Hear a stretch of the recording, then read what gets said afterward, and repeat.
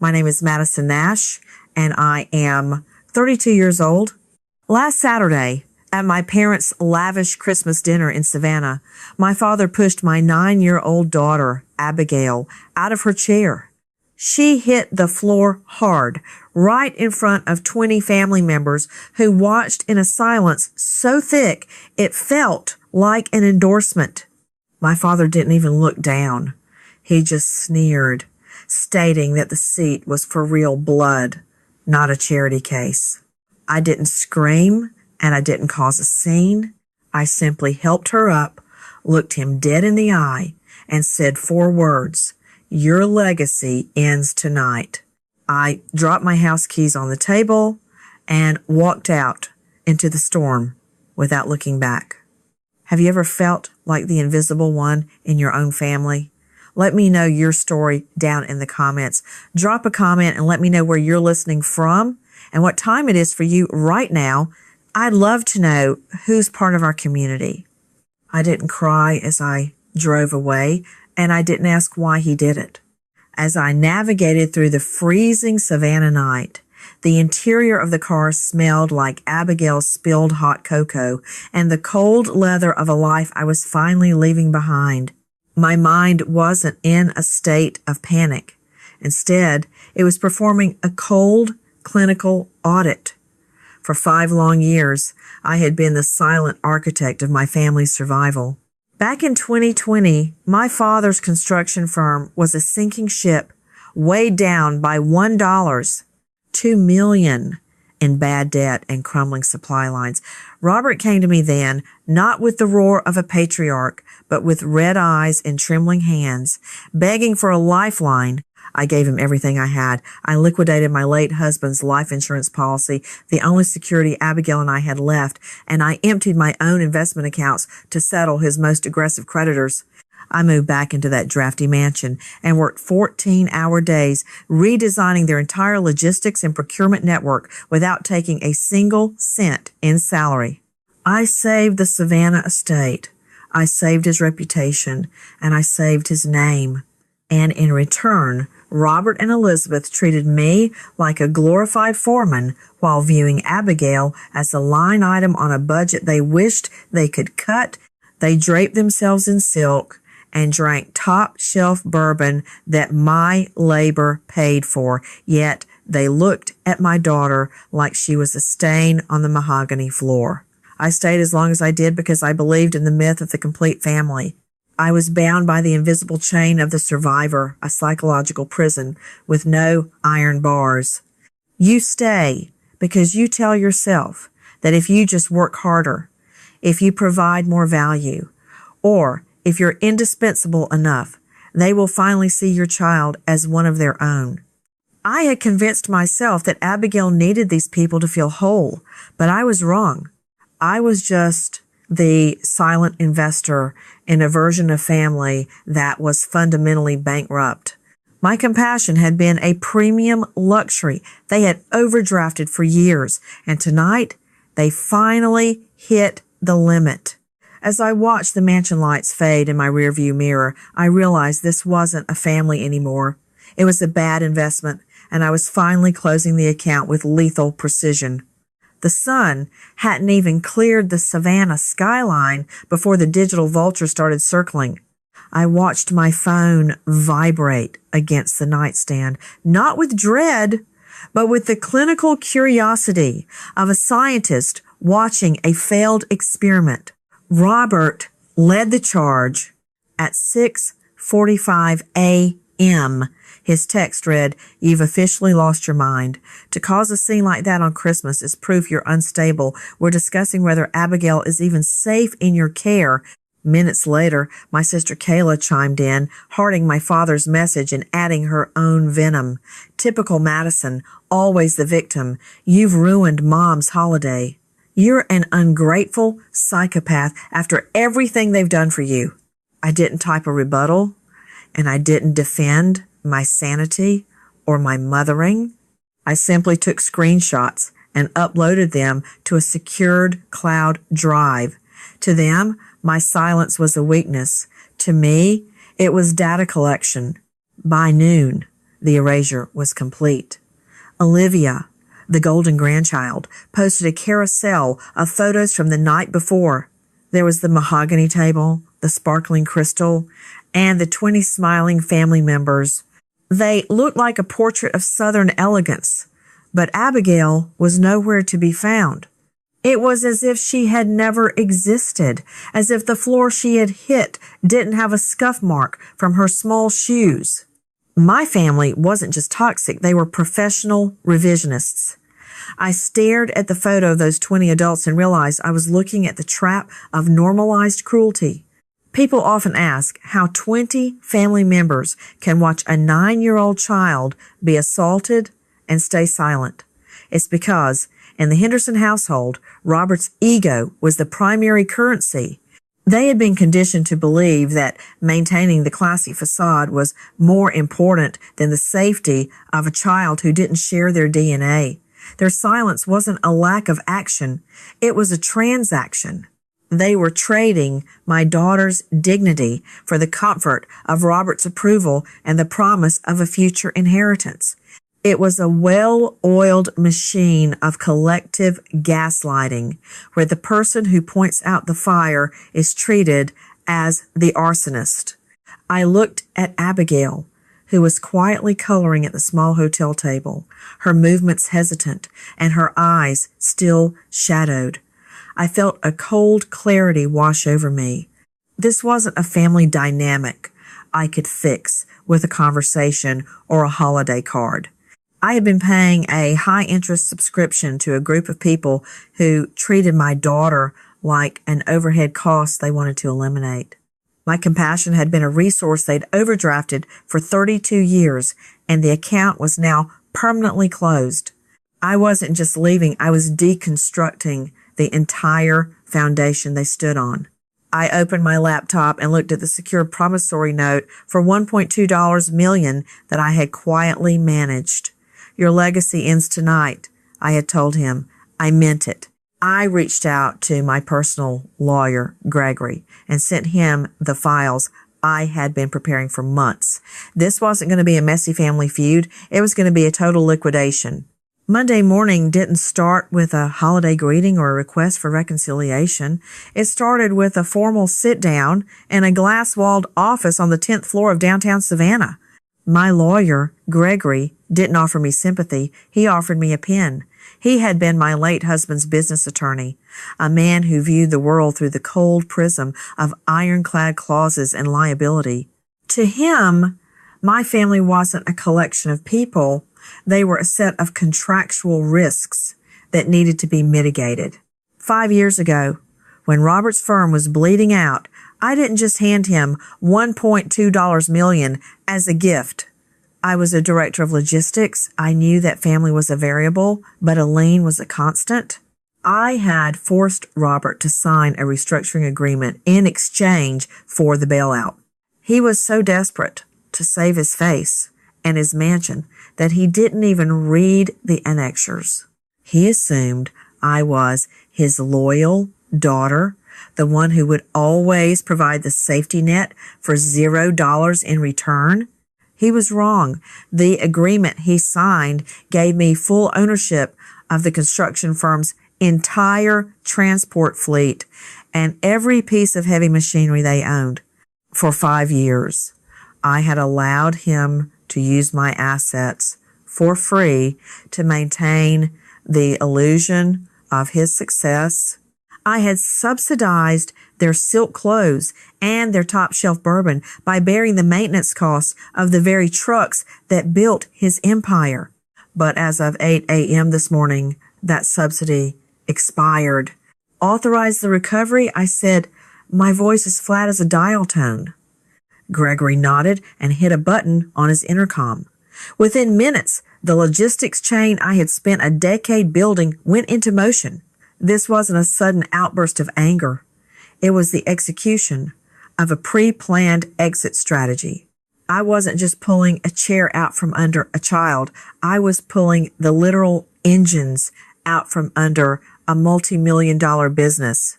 By 2 p.m., my phone began to vibrate with a different kind of energy. It wasn't just insults anymore. It was pure, unadulterated panic. Robert called 6 times in 10 minutes. I finally answered on the 7th. "Madison, what the hell is happening?" he screamed, the background noise of a construction site frantic behind him. "Repo teams are here. They're taking the excavators. They're hauling away the flatbeds in the middle of a concrete pour. You're going to cost me the city contract." "I'm not costing you anything, Robert," I replied, staring out at the Savannah River. "I'm simply reclaiming my property. You told Abigail that the seat at your table was only for real blood." "Well, if there is no bloodline for my daughter, then there is no machinery for your company. You want to be a man of pure heritage? Then go ahead and dig your foundations with your bare hands." I hung up before he could respond. I didn't feel a rush of joy. Instead, I felt the quiet, satisfied click of a puzzle piece falling into place. Robert's career was built on the back of my logistics, expertise, and my capital. Without my trucks, he was just an old man in an expensive suit standing on a pile of dirt. The collapse was no longer a possibility. It was an active shipment, and it was arriving ahead of schedule. Gregory's office was silent except for the rhythmic clicking of his mouse as he scrolled through archived digital files. We were digging through the history of the firm, looking for any leverage to ensure Robert's countersuit for harassment would never see a courtroom. My father had always told me that his original partner had walked away from the business 20 years ago because he couldn't handle the stress. He'd painted himself as the hero who saved the jobs of 50 men while his friend, Elias, simply quit. Elias was Abigail's biological father. He had died in a small, damp apartment 9 years ago, just months after Abigail was born. Robert had stood at the funeral and promised to take the poor orphan in, telling the family he would raise her as his own despite her father's failure. For 9 years, I had believed that narrative. I had been grateful to my father for his supposed kindness. "Madison," Gregory said, his voice cutting through my thoughts like a scalpel. "I'm looking at the original partnership dissolution from 2 decades ago. The signature for Elias doesn't match his later medical records or his military discharge papers, not even close." He pulled up a magnified view on the large monitor. I stared at the screen. I spent my days verifying shipping manifests and international contracts. I knew when a line was forced, when the ink was applied with the hesitation of someone mimicking another man's hand. It was a forgery. A calculated, professional theft of a man's life work. Robert had lied to Elias, telling him the company was bankrupt to get him to walk away, while secretly forging his signature to transfer the assets. Robert hadn't bought out his partner, he had erased him. The audit went deeper into the trust fund Elias had established for his newborn daughter, $500,000. It was supposed to be a safety net, an insurance payout, and the remnants of his savings. But when Gregory tracked the flow of funds, the trail led directly into a transaction dated 4 years ago. The bank had initiated foreclosure proceedings on the Savannah mansion. Robert wasn't using business profits to maintain his lifestyle. He had stolen $500,000 from a grieving widow and an infant to pay off his mortgage arrears. He didn't adopt Abigail out of compassion. He adopted her to control the sole heir of the man he had defrauded. He kept her in that house, pushing her off chairs and calling her a charity case to ensure she would always feel small. If she felt worthless, she would never grow up to ask why her father died in poverty while Robert lived in luxury. He didn't see a granddaughter when he looked at her. He saw a liability that needed to be suppressed. I didn't feel a surge of anger. I felt a profound, freezing clarity. My father wasn't just a bully. He was a criminal who had spent 20 years living on the spoils of a stolen legacy.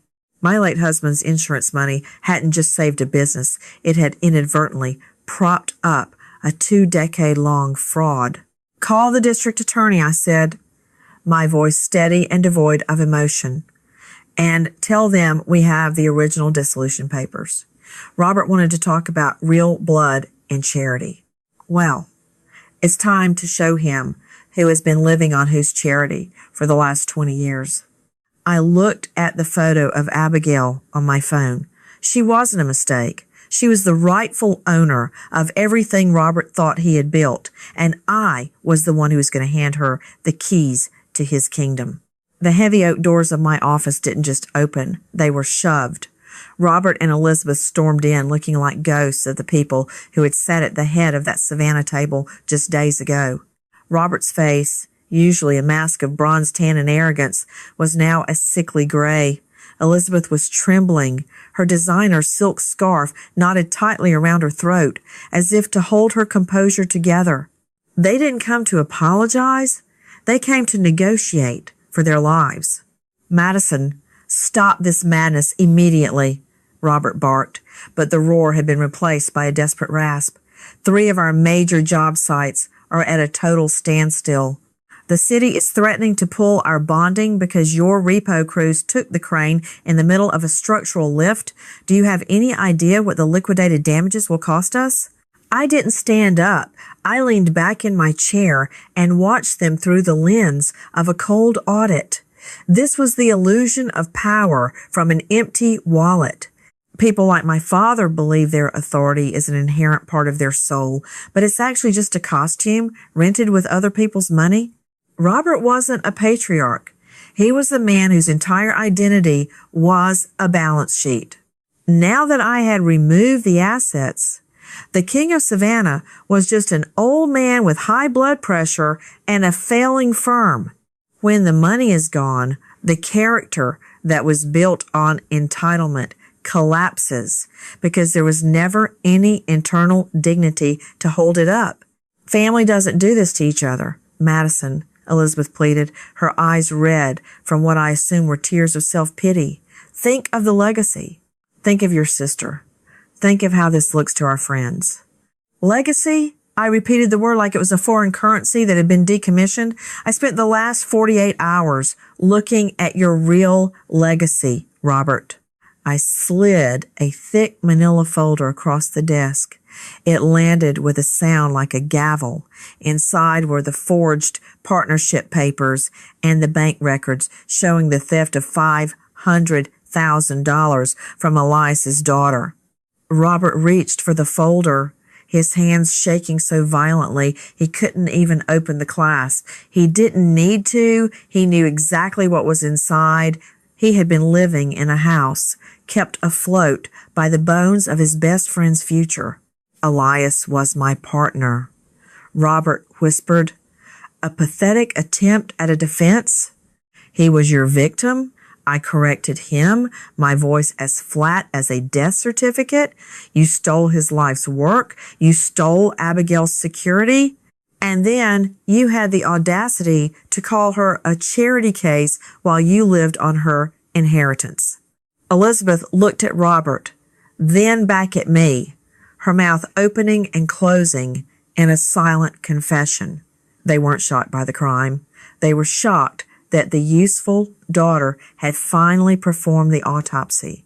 "Please," Robert finally broke, sinking into the chair, the same chair I had bought for this office with my own salary. "We'll pay it back. We'll set up a new trust. Just release the equipment so I can finish the city contract. I'm losing everything." I stood up slowly. I took a deep breath, smelling the clinical scent of my office and the faint, lingering metallic smell of the winter storm outside. "You said that seat at the dinner table was only for real blood, Robert. You said Abigail was just a guest in your home." I pulled a second document from my desk, the formal eviction notice for the Savannah mansion, backed by the lien I held through the $1. $2 million debt settlement. "You were right about one thing," I said, my tone lethal and calm. "That house is a legacy." but it's not yours. The title is being transferred to Abigail as part of the restitution for the $500,000 you embezzled, plus interest. You're kicking us out? Elizabeth shrieked. I'm returning the property to its rightful owner, I replied. You have 72 hours to vacate. If you take so much as a silver spoon that belongs to her father's memory, I will have the district attorney escalate the fraud charges to grand larceny. Robert looked at me, and for the first time in my life, I didn't see a father. I saw a bankrupt contract. I saw a man who had traded his soul for a mahogany chair and realized, too late, that the chair didn't belong to him. Goodbye, Robert, I said, and don't worry about the city contract. I've already contacted the bonding company. Since I hold the equipment, they are assigning the completion contract to my firm to avoid penalties. As they walked out, slumped and broken, the silence that followed wasn't heavy. It was clean. The account was finally settled. The restitution was finalized on a Tuesday morning, exactly 6 months after that freezing Christmas night in Savannah. The district attorney didn't see a family dispute. They saw 20 years of documented forgery and embezzlement. Robert was sentenced to 3 years in a federal facility for fraud, his reputation as a pillar of the construction community turning to ash in the local headlines. Elizabeth received 2 years of probation as an accessory, her social circle evaporating the moment the mahogany doors of the mansion were locked by the sheriff. I sold the Savannah mansion within 48 hours of the eviction. I didn't want the money, and I certainly didn't want the memories. That house was never a home. It was a tomb built on the theft of a dead man's future. I took the $1.2 million I recovered from the liquidation of Robert's company and established the Elias Memorial Legal Institute. It is a foundation dedicated to providing legal counsel and forensic accounting for small-scale contractors and partners who are being squeezed out by predatory executives. This is what I call the justice of the sower. Punishment is focused on the past, but justice for the sower is focused on building the future. Robert spent his life destroying a legacy to maintain an image. I used the wreckage of his image to build a shield for others. By creating something that helps others survive, I made my father's cruelty entirely irrelevant.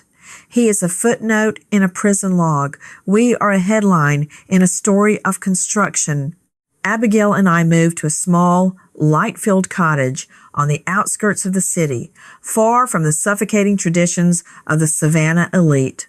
There are no mahogany chairs here, just a sturdy wooden table where every seat is earned through kindness, not DNA. I watch her now, sitting on the porch, as the Georgia spring air carries the scent of jasmine and new grass. She's focused on a science project for school, her dark curls bouncing as she explains the mechanics of a water filtration system to me. She isn't a charity case anymore. She is the rightful owner of her own life. I've realized that I didn't just rescue my daughter. I rescued myself from the invisible chain of the survivor. I stopped asking for permission to belong to a group of people who only valued my utility. I de-romanticized the bloodline and replaced it with a balance sheet of real character. I want to leave you with this, a letter to those who have always felt like they were living at the edge of their own family. You don't need their seat at the table to be valid. You don't need the approval of people who only see your value when they're drafting a withdrawal. If they push you out of the chair, let them have it. It's just a piece of wood in a house that's already crumbling. You are the architect of your own sunrise, and you have the power to build a kingdom where blood is just a biological fact, but family is a choice you make every single day. Thank you for listening to the end. If the story of Madison and Abigail inspired you, please share this video and hit that subscribe button. I'd love to hear your thoughts on those 4 words Madison said to her father. Remember, Your worth isn't a legacy someone gives you. It's a life you build for yourself.